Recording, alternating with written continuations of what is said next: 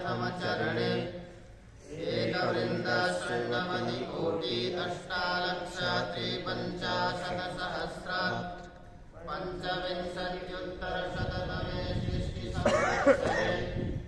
एकाशीत्युत्तरद्विसहस्रतमे पिङ्गलनाम्नि विक्रमसंवत्सरे उत्तरायणे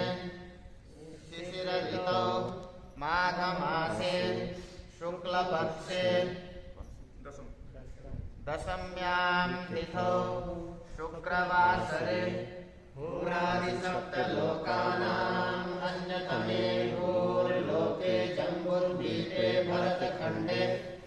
आर्यावर्तदेशान्तर्गते उत्तराखण्डप्रान्ते पावनगङ्गायाः पवित्रतीरे हरिद्वार महातीर्थसमीपे स्थिते पतञ्जलि योगपीठस्थे योगग्रा